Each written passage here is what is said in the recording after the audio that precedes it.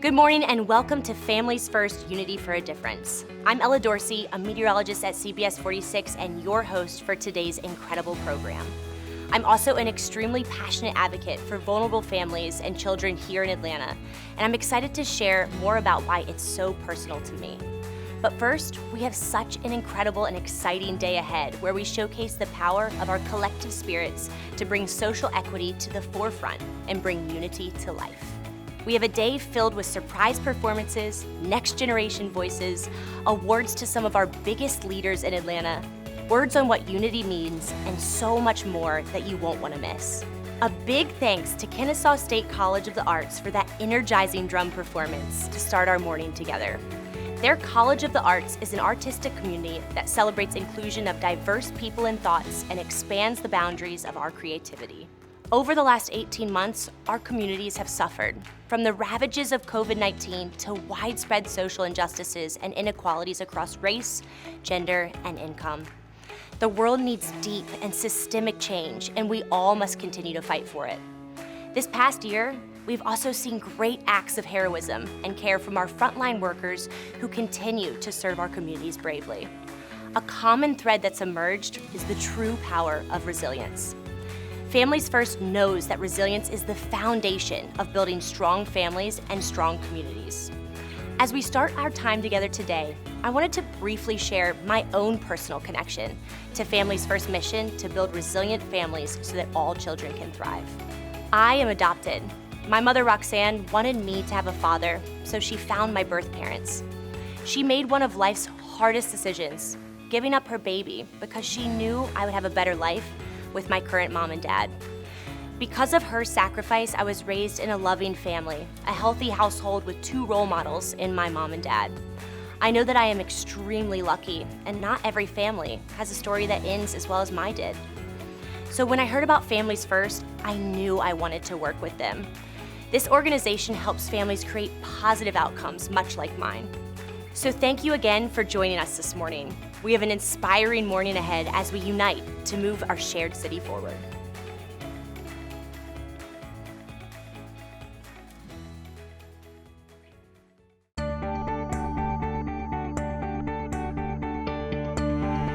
For 131 years, Families First has empowered Atlanta's most vulnerable populations. Today, we serve more than 16,000 families each year.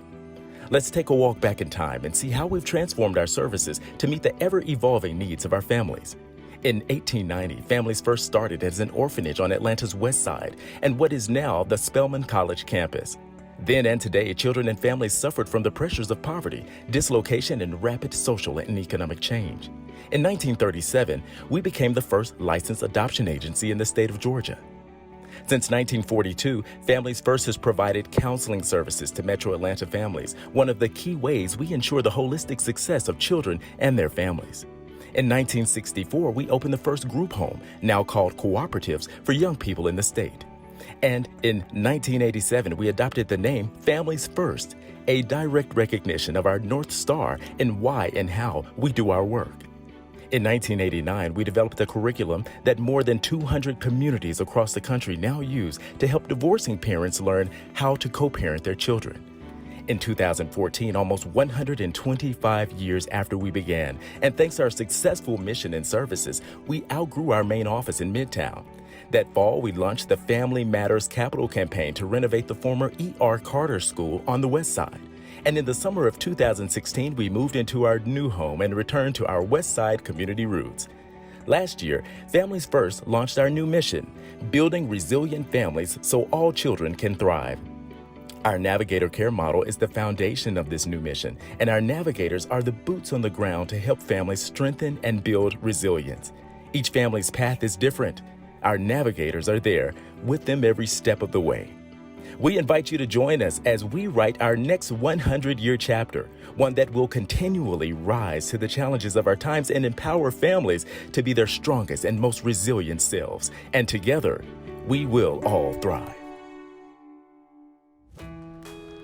Good morning. I'm Tori Forbes-Roberts, co-chair of Unity for a Difference and Senior Vice President of Reservation Sales and Customer Care at Delta Airlines. We're coming to you from the Atlanta headquarters of Delta Airlines. At Delta, we are committed to connecting the world and to making that world a better place.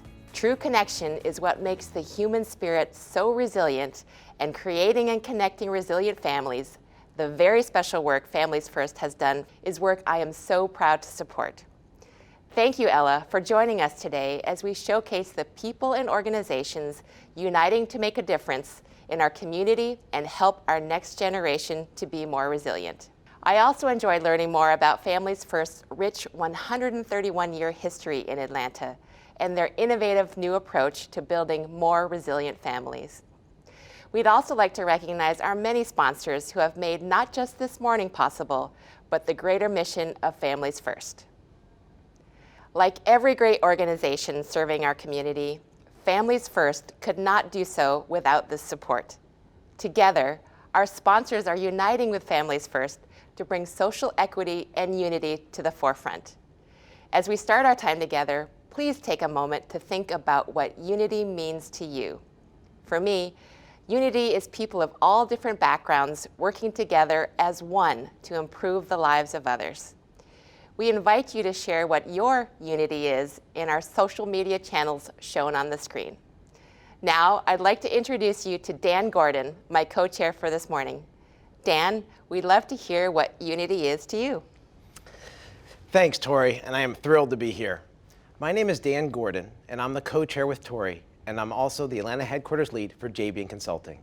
For me, unity is a diverse group of people coming together with an open heart to help take our community forward. I also have the great honor to serve on the board of Families First. Last year, we launched our Navigator Care model as the foundation of our new mission to build resilient families so all children can thrive. We also launched a resiliency screening tool to assess a person's readiness to face life's challenges and to get back out there. Our Families First team is the boots on the ground to help our families strengthen themselves. And our navigators are there with them every step of the way.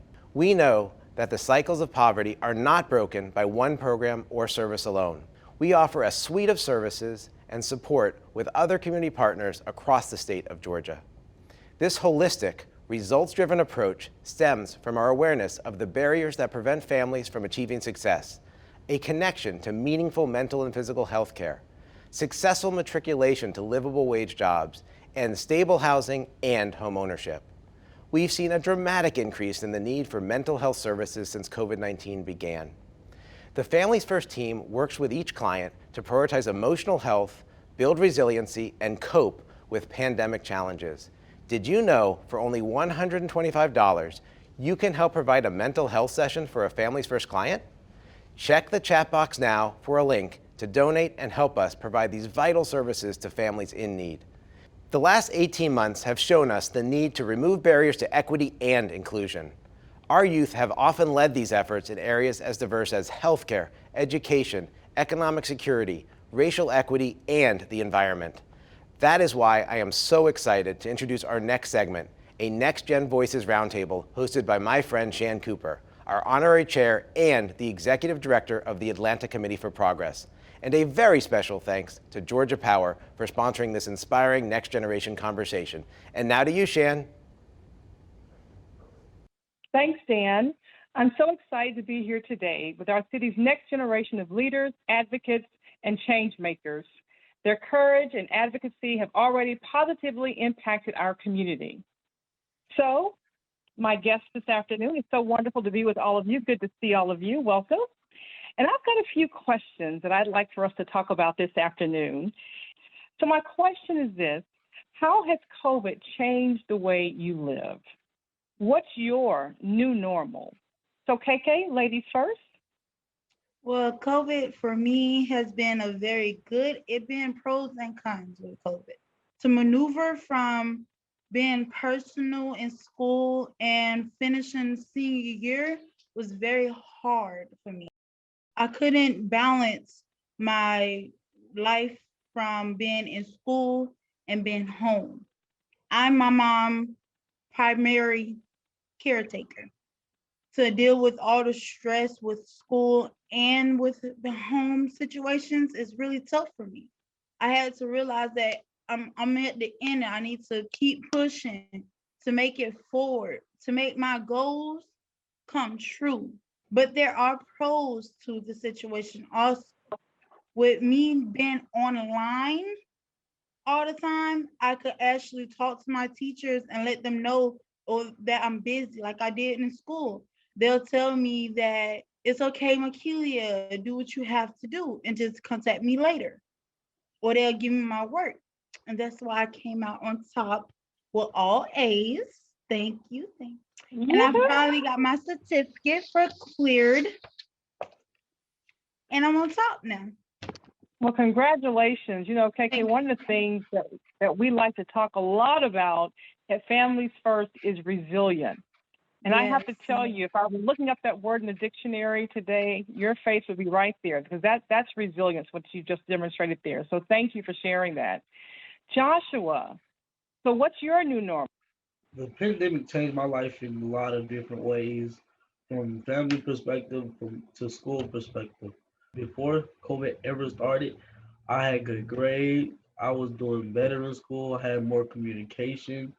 But during COVID, when it first started, I was mainly messing up during school. I was missing work, missing assignments. I mainly had all F's. But when I had the chance to come back to RE, they helped me with a lot of work. I got all my assignments up. I have good grades now, and I'm better with communication. Right. You're probably like me, Joshua. I'm very much a visual, hands-on learner. And so I can only imagine the challenge for all of you who had to suddenly start learning, via technology. I don't know if I could have done it. So again, I applaud you for hanging in there and sticking to it. And congratulations on turning those grades around as well. Very well done. So Vlada and Timothy, let's have a quick conversation here. So what, if any, positives have you seen come out of COVID? And so Timothy, you're on my screen here. I'm going to start with you first. Well, for positives, definitely it was easy for me to get help in school. So I'm taking honors classes, and those are very difficult, like especially in person. They're really hard to deal with, especially like literature. When I got online, it made it a bit easier to ask my teachers for help and get one-on-one sessions with them, because there was a lot more time. We were virtual, and it was easy for us to communicate, because at school, teachers don't always have that time. I mean, they really don't have that time when you're in their class with them, or if you come early during the day. Excellent, thank you. And I'll have to tell you, teachers are special people, aren't they, Timothy? I applaud you and I applaud your teachers as well. They're very special. Vlada, okay, what positives, or if any, have come out of COVID from your perspective? I've seen that COVID, although it has been very isolating, I also think it's been making people kind of learn about issues. And it's not like those problems weren't there. It's just that people are kind of being forced to learn about certain things that have already been happening. And it's not just a local level, it's also like the global level. Like the whole world has been realizing certain issues. So I think that has been doing a really good thing for us in a global level. Wonderful. Thanks, Vlada. I agree with you. I think it caused me to really step back and think about what role did I need to play moving forward to ensure that the world, became a better place. So you're so wise to see that that is a good thing that came from last year. So thank you for sharing that. Alex, let's talk about the last year for you. When COVID first started, I was actually working a cybersecurity contract at McKesson as an intern to hire. So in the middle of my contract, they put hiring freezes on. So just having that fall through, it kind of took a toll on me. So I went back to working. I work 2 jobs now. I still, and I still do. I'm a pizza delivery driver, and I'm a card attendant at a golf course. But now that I've been working toward it and exploring my options, I'm going to the Navy in the fall. So. Wow, I didn't expect to hear that. Well, congratulations for that. Thank you. Thank you for your willingness to serve the country. Congratulations. That's great. Wonderful. Thank you. We talked about the pandemic and its impact on all of your lives and how you guys were, demonstrated resilience and you came through that. And so as I look across this screen here today, you guys are the future. But if you think about the future, what is it that we, as the folks who are before you all, what is that we need to be doing to ensure that you all have the future that you want to have? So Vlada, can I start with you? Yes, ma'am. I want to be a writer, but I also want to work with education. I feel like the most change, or how other people can help people achieve their goals, I think the best way to do that is to invest in education and support systems. This is a support system, and having these kinds of availabilities to people and making sure everyone has equal resources. But I think you're right. So I've got our first actions. We've got to ensure we're investing in education. I wrote that down here. Let's see. Alex, you want to share? Just as far as the older generation for us, I hate to put it that way, but the older generation for us. That's okay. I'll take it. Accountability for past mistakes. So change doesn't happen overnight, it happens over time. And when you put a policy that's been in place for 10, 20, 30 years, some policies need to be looked at again and changed to where it will help boost our future, not just put a chain around the ankle while we're trying to move forward. That's our chain holding us back. And just as far as the Navy goes, it was continue my education without, the repercussions of large student loan debt. And I've already racked up about 10, 12K, and that's just for a year and a half. Great. Thanks, Alex. I love the way you talked about policy, because policies actually impact our lives, right? Laws and policy in a major way, but sometimes we don't think about. So I love the way you talk about that, but I also love the way you talked about student loan debt. How do we, become a place or people that, really supports education, as Vlada talked about, and not having it become a burden to students, ensuring that, again, if we can't change policies around the cost of tuition, that we're in a position that we can ensure that students are getting scholarships, just to support and help to make it through to get a great education. So, Joshua. I see myself going to school for dentistry. I would like to be a dental hygienist. But for the older generations, I feel like listening to the younger generation and how they feel, maybe trauma that may have affected them mentally. I feel like listening and getting help would be a lot easier with the older generation speaking on their experience, telling us telling them about how they got over things. No, what a powerful statement there in terms of mental health. It's very, very important that we kind of be more open about our thoughts and our feelings around that, so that we can be there to support and help each other. So we're at our time here, guys. I want to thank you so much for sharing so openly and for giving just powerful messages to all of us. It's been a very special time for me, and I wish you all the absolute very best. So thanks and have a good night. At Georgia Power, we are proud to invest in diverse communities and support programs that help build families and empower the next generation.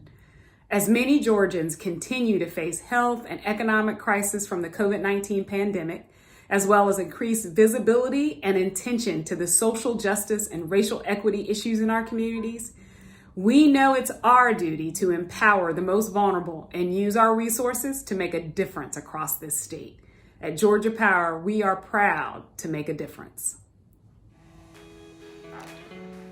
Wow, what an incredible conversation. This is the next generation of leaders who will shape our city's future and help deliver the transformative change that we all need. Thank you also to Shan Cooper for facilitating this roundtable and to Georgia Power for your continued support of Families First. Earlier, Dan and Tori both shared what unity is to them. To me, unity is when people from all different backgrounds with all different life experiences come together to create a prosperous community. We'd love for each of you to take a moment and share what unity means to you in the chat box. We also asked the same question to many of Atlanta's leaders, and I think you'll be excited and surprised by what we heard. Here's what some of them shared. To me, unity means shared, combined, togetherness that provides the opportunity for peace and freedom.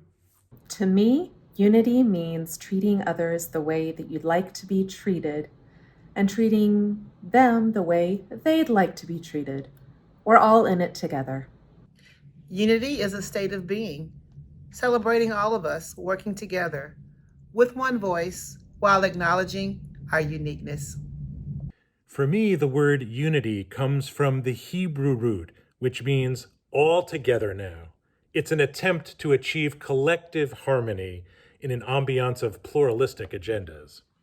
The great Israeli poet Chaim Nachman Bialik liked to use the expression a single shoulder, and he used this to express the innate desire that we all have to work together, bearing our burdens on our collective shoulders to accomplish a common goal. Unity to me is when we all can come together, put our differences aside, our ethnicities, our cultural backgrounds, looking out for each other as a family. Unity to me is all about us being great together at all times. Unity, it's such a special word. A lot comes to my mind. I think of oneness, togetherness, juntos, being in sync. I think of a family, an organization like Families First, a company, our nation, and our world. Life is just so much better when we have unity. What a great collection of voices on what unity is to our city. Each year, Families First provides scholarships to assist our students as they transition to college or post-secondary education. These funds allow Families First students to cover key costs, including tuition, books, travel, fees, and housing. These funds help our students reach their full potential, and we're proud of this year's recipients.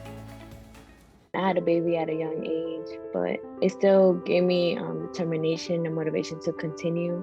My life before, it was really like, I feel like in a way it was confusing because I didn't have like guidance in the way, like educational wise. So I would be worried like about my life, like later on in life. So I was a teen mom, you know, and I was having trouble with my daughter, like doing activities with the help of Families First. I learned stuff to do with her. My bond with her right now, it's like super. I mean, they help my family through really rough times. So I'm really thankful for that. It's been a good support for me and help. So it has helped me gaining knowledge as a mom and as a student. And it has shown me like how to try to set goals like further in life and recent goals, how to accomplish them and to always stay motivated. How to take care of myself, you know, trying to cope with our emotions, kind of like from the past. Well, my plans after high school would be going to college starting a career. I just want to learn a lot of stuff that will benefit me later on in life. I want to be able to give my daughter like what she wants and her needs. Well, I want to be a midwife. But if I can't be a midwife, I want to be a pediatrician. I want to show my daughter that even though I got pregnant at a young age, I did get to succeed in life. I did get to show my parents that I did it. You know, even though I have a daughter, that I did do it. They've been supporting me since the start.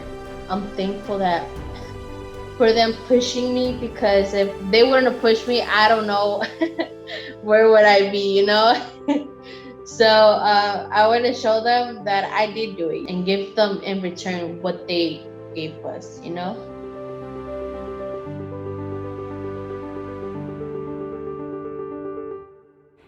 Hearing the perseverance of our scholarship honorees motivates and inspires all of us. Families First supports clients at various points across the continuum of care, including adoption, foster care, parenting, mental and behavioral health, supportive housing, and healthy starts.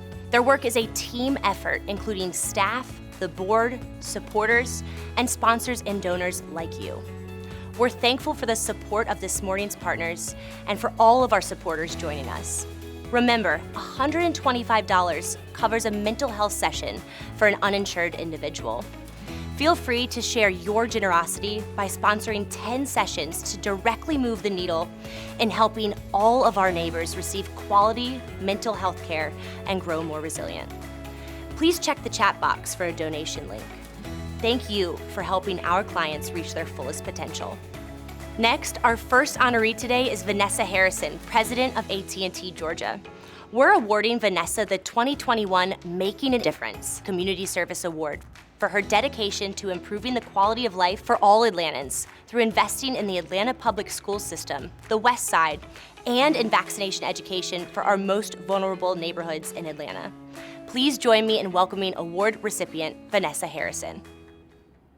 I am so honored to share with you how excited I am to see Vanessa being recognized for Making a Difference Community Service Award.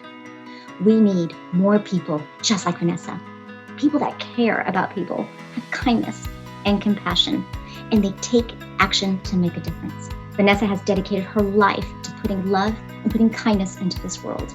She works tirelessly with many organizations to look at how she can do more than she already is to make a difference. She's a relentless champion for helping families and helping children. Vanessa, I am so proud to know you. I'm proud to partner with you. We are the beneficiaries of all that you do. Thank you and congratulations. Authenticity. That's why I think Vanessa deserves this award. I remember once when at Brown Middle School, AT&T had sponsored a volunteer day, and lots of young people were standing in line to talk to Vanessa, and she stood there and waited to speak to every single person. It really spoke to me about her commitment and her heart for the West Side, especially its young people. What I admire most about Vanessa is her drive, her passion, and her commitment to improving the quality of life in our communities. Vanessa believes that everyone deserves an equal opportunity regardless of their zip code. And you will find Vanessa day in and day out working to ensure that everyone, especially the underserved, have an equal opportunity to succeed. There is no one more deserving of this award than Vanessa. Vanessa, we thank you for your commitment to our communities and congratulate you on your award and recognition. Thank you. My vision towards enhancing the quality of life in Atlanta's communities is pretty simple. Equal opportunity for all, with education, with economic mobility, with healthcare, with housing, and now with COVID relief support. The transition to a more equitable world is the challenge though, but it's achievable. And it exists only with collaboration and partnerships. At AT&T, we're committed to making a difference for the future, to making Atlanta a city where everyone can thrive. And we cannot do this, though, without incredible community partners like Families First. I feel that the work that Families First are doing in the community embodies my same spirit in terms of it aligns with my upbringing. My mother was the most inspiring person in my life, and her words continue to help shape me today. Raising me and my 9 siblings as a young single mother, my mother was the driving force in our lives. She taught us that every child is at risk of greatness, a truth that continues to motivate me today, and it drives my passion to help others. Families First knows that every child is at risk of greatness and shares my passion to empower others. Families First appreciates the transition to a more equitable world. While challenging, again, as I said before, it is achievable, and it exists only with opportunity and collaboration. And that's why we're here today. It's why we engage together, unity for a difference. Together, we can build resilient families so that all children can achieve their fullest potential.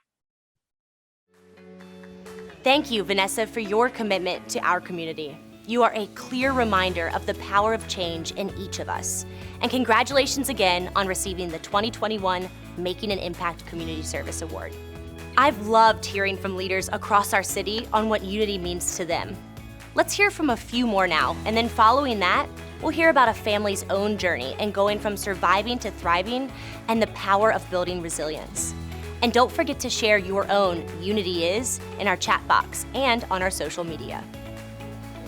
To me, unity is synonymous with community. When I think about growth or moving forward, that's not possible without unity. Coming together for the common purpose, for the common good. Unity is in everything we do. Unity is coming together despite our differences and embracing those differences to come up with creative solutions for our community so that we can be agents of positive change. Unity to me means we're better together, not seeing our differences, but leveraging our commonality. It reminds me of that great African proverb, if you want to go fast, go alone. If you want to go far, go together.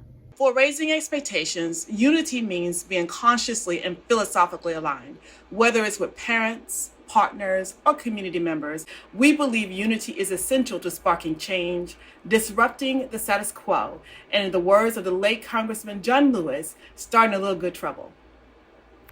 Unity means to me meeting people in the middle.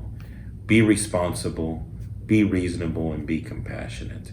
For me, unity is more than coming together as one. It's about being part of something bigger than yourself. And that's where purpose and meaning come from. It's going farther together with the strength that we acquire from each other. Unity is a small word, but it has a huge meaning.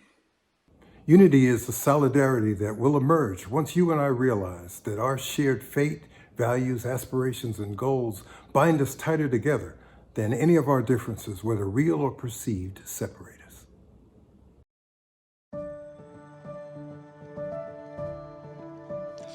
My name is Ebony Williams. It all started when I was diagnosed with bipolar disorder. I had a mental breakdown, and it kind of left me and my children basically being homeless. When I got with Shelter Family, it was just epic. They opened up so many doors for me, and they allowed me to have a home.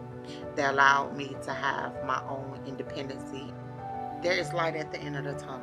Find those necessary resources that you need and actually accept them and use them. And I'm thankful. I'm just thankful.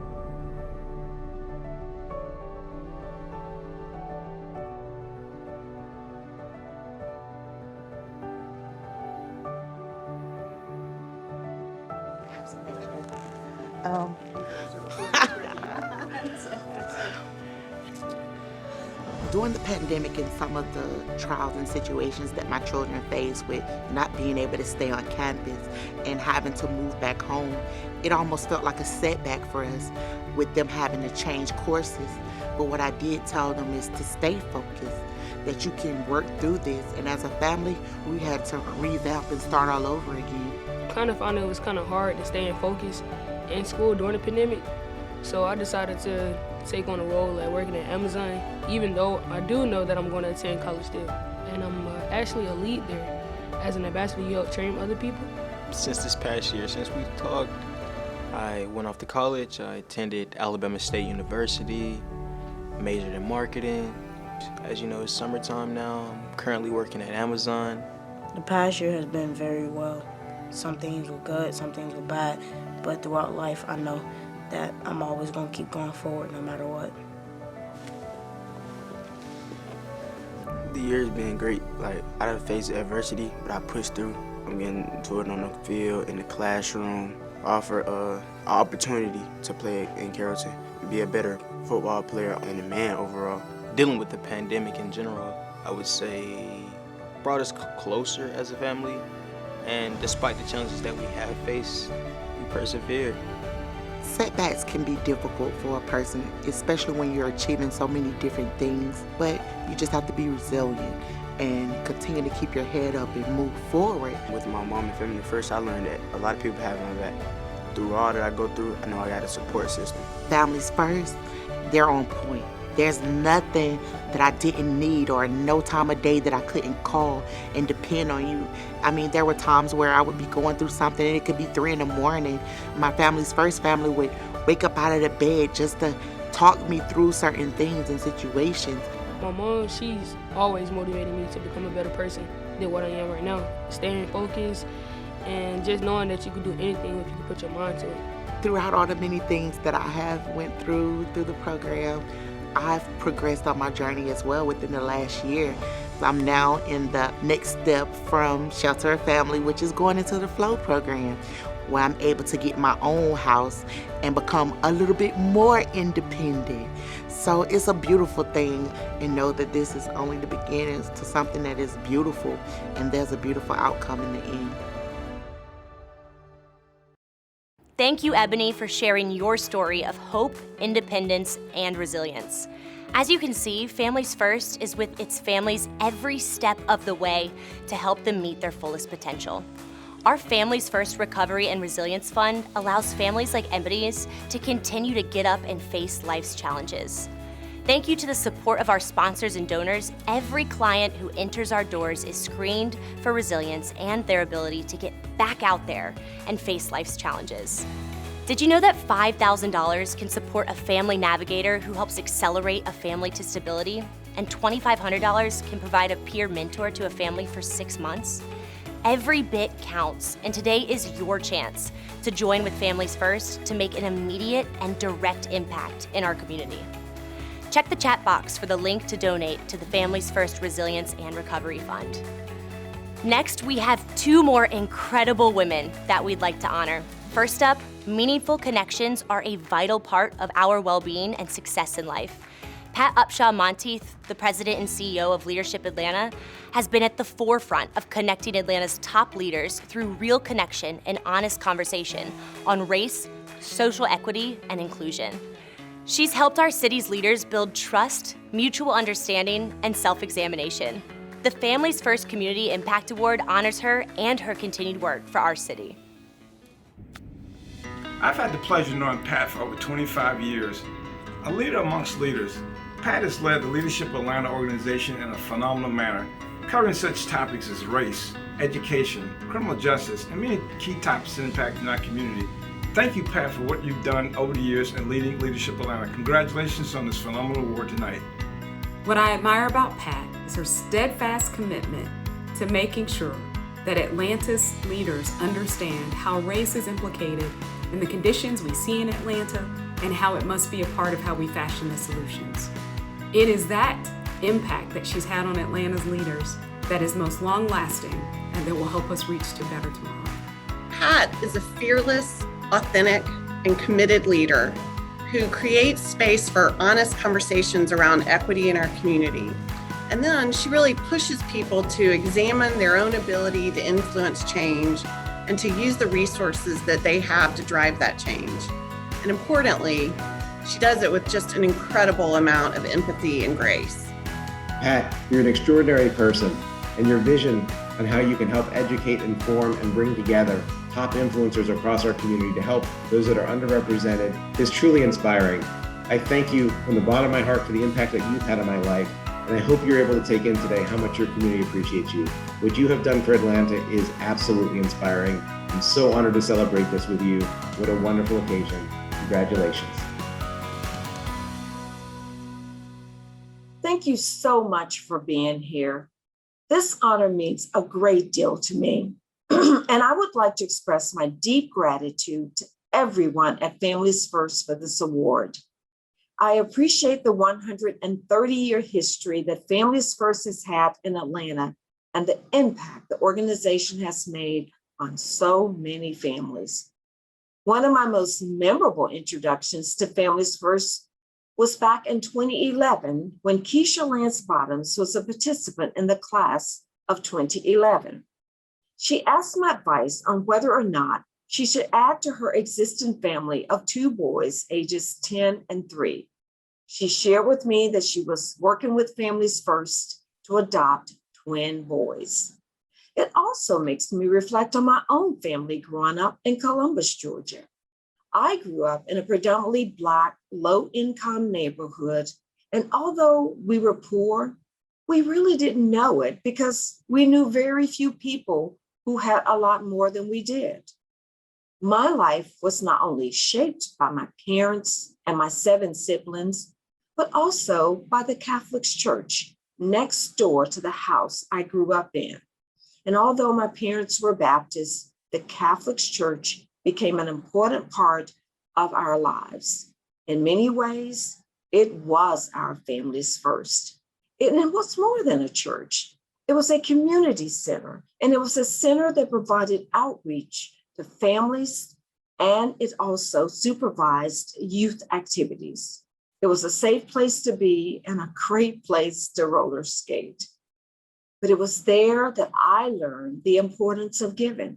And it was there that I came to see myself in a role of service to others.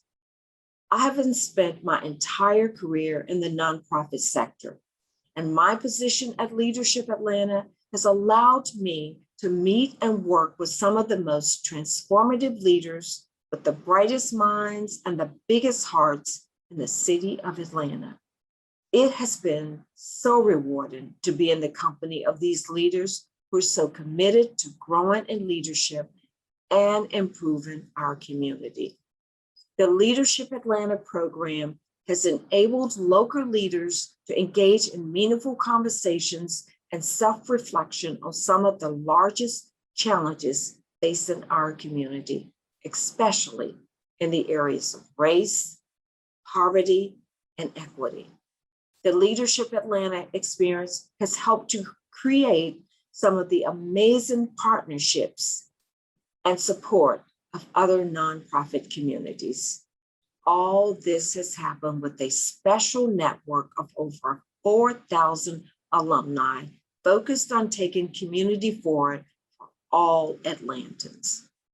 I borrow the words of the late Katharine Graham, former publisher of the Washington Post, who said, "To love what you do and feel that it matters, how can anything be more fun?" Well, I truly love what I do. And this recognition by Families First tells me that it matters. I commend you for the important work that you're doing, especially now when so many families are being impacted by the health, economic, social, and psychological hardships produced by this pandemic.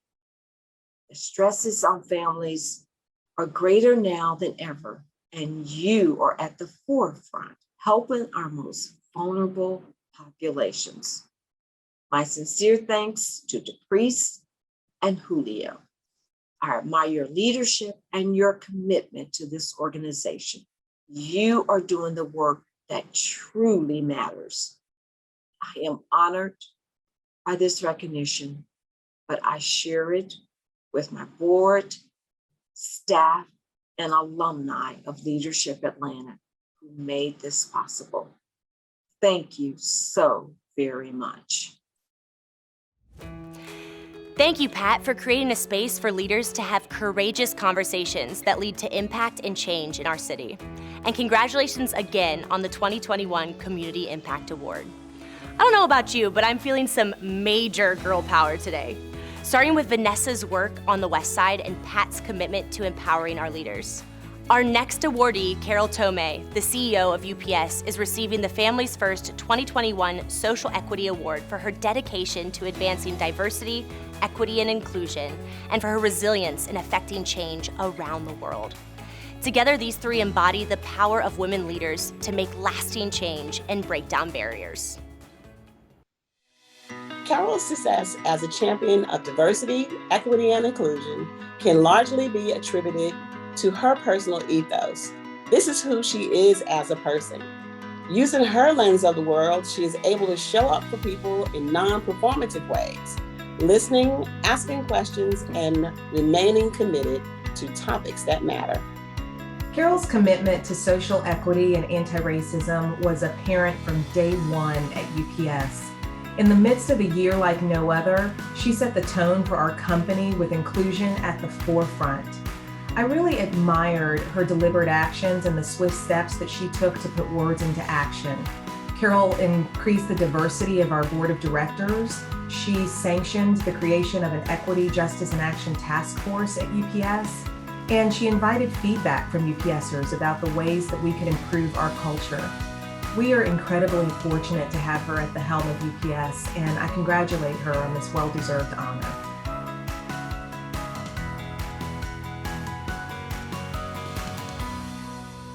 I'm honored to receive the Families First Social Equity Award. The theme for this event, Unity for a Difference, reminds me of something that UPS founder Jim Casey said many years ago that remains especially true today. He said, quote, "Determined people working together can do anything," end quote. When I started as UPS CEO just over a year ago, I felt it was important to define our purpose. We knew what we did, but I wanted us to declare our why. Our why, our purpose, it's moving our world forward by delivering what matters. This purpose takes on many forms, from delivering business-sustaining goods to transporting life-saving products like COVID-19 vaccines.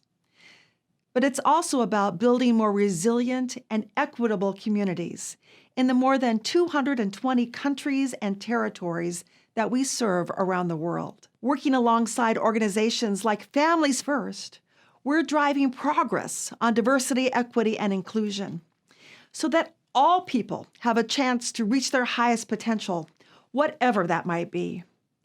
Families First is making this vision a reality and paving the way for generations to come. Collectively, we have the power to make a real difference in the world. We are stronger united. So together, let's move our world forward by delivering what matters. Thank you again for this honor.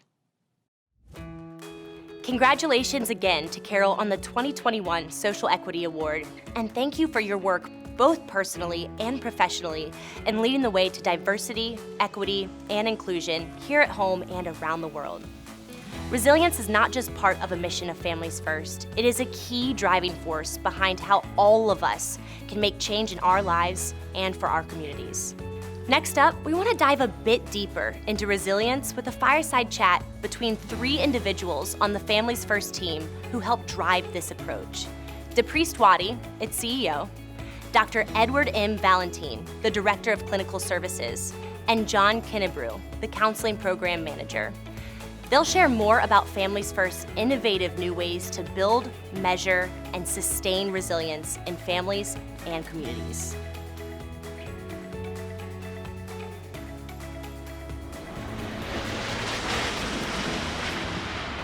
Thank you, Ella. And I want to first thank my friends at Delta for hosting this segment of the event.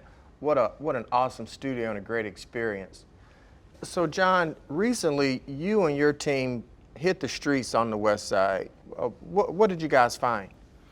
One of the major things we found out was that people in our backyard don't really know about the services that we have at Families First. And so we were able to educate them, and they have a greater understanding of all of the various resources that we offer. You know, I was really curious scientifically to understand what is really happening when it comes to our communities and access to care. You know, as a neuroscientist myself, I often think in a social, biological perspective. You know, the level of bonding, is there biomarkers to level bonding, considering all of the social challenges that we have been experiencing, for example, the pandemic. So we have been working into validating our own tool for measures and see how to evaluate what is occurring from the psychological, sociological, and biological perspective of what we are seeing. You know, we heard from our youth in the first segment early on, and how much these kids are carrying in order to be resilient day to day and just learn. And so when you speak to our work around resilience, it always starts when you're young, because those behaviors are learned at such a young age. Dr. V, tell us about our resiliency work and why it's important to change behaviors versus changing people. There's some resiliency that is innate, right? So we have the one that we're born with based on the survival mechanisms. But then there's this other form of resiliency that is like what the tribe contributes to survival. And we want to move people from surviving mode to thriving mode. So that's where we are focusing now. So tell us about how the scoring worked, and were there any epiphanies as a result of the data that you gathered so far? Yeah, so we had developed a screener that we named the Families First Resiliency Needs Screener. Part of the measure that we are using there is a very simple form that we are taking components of the social determinants of health. And then there's a component of the protective factor, which is connectedness, that unity piece. Mm-hmm. And then the last pillar of measure that we are looking at is future and goal orientation to know where the client is going to. One great part about the resiliency scale as well is helping individuals identify some things that they may not know for themselves. Mm-hmm. And so overcoming is a major part of the process of them becoming their best selves. And you know, one of the things that we have noticed is that some people are in different scores in different pillars. So it really depends on the magnitude of the presenting challenges that they come with.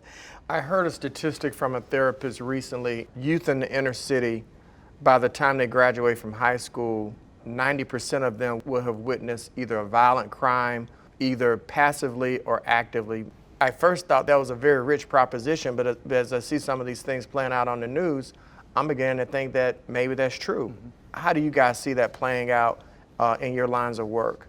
We're definitely seeing that within the clients that our clinicians are having face-to-face with. Trauma is something that we all experience. Anxiety is something we all experience. But you'd be surprised at the level of endurance and resiliency that so many of our young clients, our youth, are able to push through and overcome.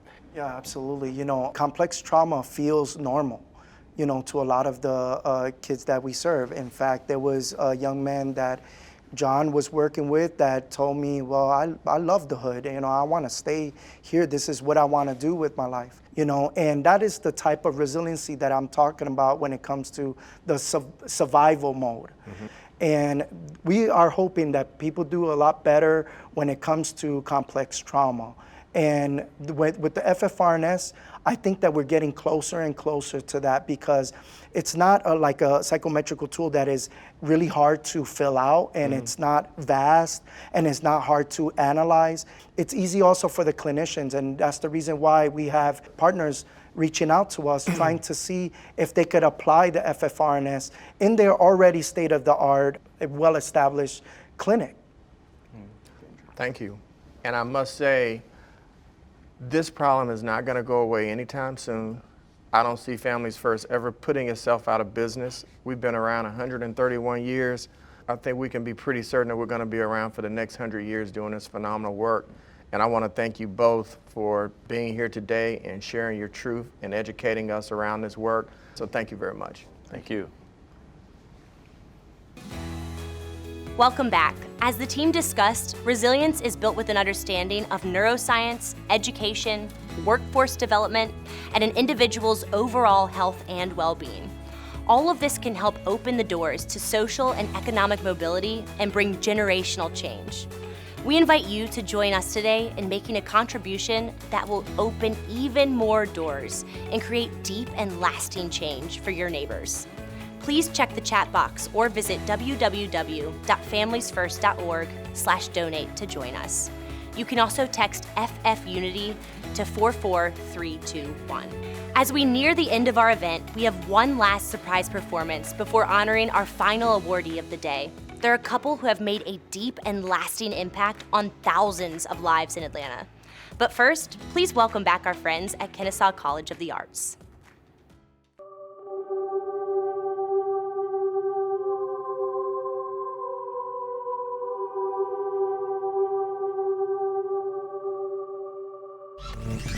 Maybe one day the world will be a good and better place where all cakes are created equal.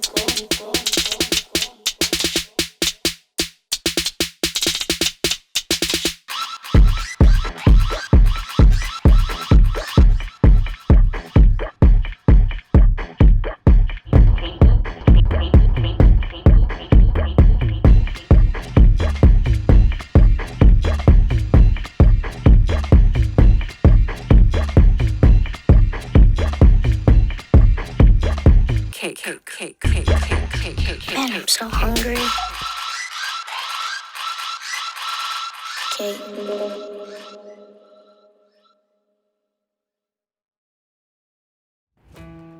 Volunteerism is a driving force for social change. Jim and Ann Curry have dedicated their entire lives to giving back to many local organizations, including Families First. They are receiving the Montag Family Volunteerism Award for their time, leadership, and dedication to Atlanta's nonprofit community. Their generosity and compassion they have for our families is unparalleled. Ann and Jim's commitment to volunteerism runs deep.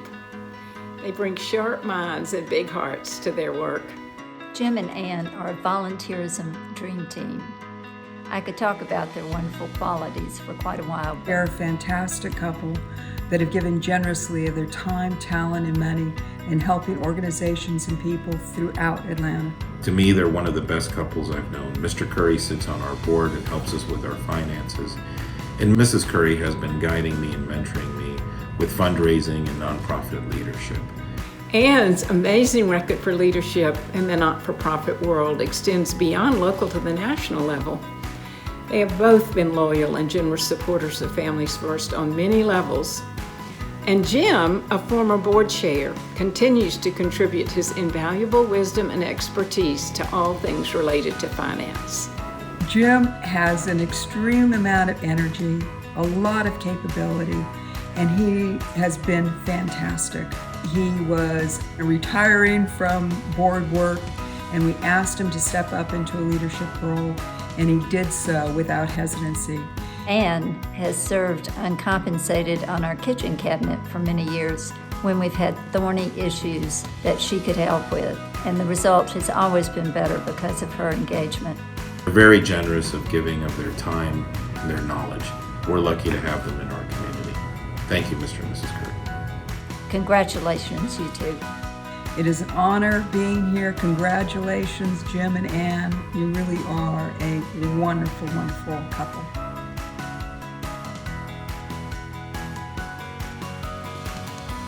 Jim and I are so pleased to be getting this award, especially an award named for Tony and Jackie Montag.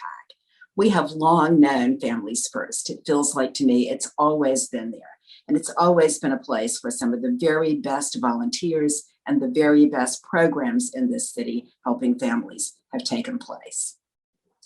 Almost 3 decades ago, Larry Gellerstadt asked me to join the Families First board, which I did. I wound up serving 3 terms, including several terms as treasurer and chair of the finance committee and 1 term as board chair. I left the board for a year, but returned to serve 3 additional 3-year terms. Following that, I was elected to the Board of Counselors and have off and on served on the endowment and finance committees ever since, continuing up until today. I spent my career as a CPA, and so finance is the easiest place for me to make a contribution to volunteerism. Both Jim and I have great admiration for Families First, and we have made it a priority for our involvement in this community that we love, especially Jim. We understand that the family unit, in whatever way you define that, is the key to opening the door for a better future for children. And our personal mission is to open as many of those doors for children as can possibly happen. We focus most of our giving in that area. After all these years, Families First still has Atlanta's best and most caring staff and volunteers working daily to find effective solutions for families and children. I invite others to follow my journey and enjoy the benefits of volunteerism. Thank you very much. Hello, my name is Courtney Shaw, and I'm the board chair of Families First. We're grateful to have spent this past hour together and for allowing us to share with you our past and our future. Thank you to our incredible host, Ella Dorsey, and to our chairs, Dan Gordon, Tori Forbes Roberts, and Shan Cooper for your leadership. And congratulations to our honorees and scholarship recipients. Thank you to our valuable sponsors and all of you who continue to support our organization both today and throughout our legacy. And a special thank you also to Kennesaw State College of the Arts and to the many dancers, musicians, and artists who use your talents to show us the power of arts in promoting social justice and change. Today's theme is unity and equity.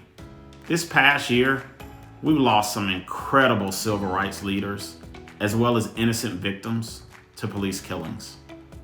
We'd like to momentarily honor these heroes with a moment of silence.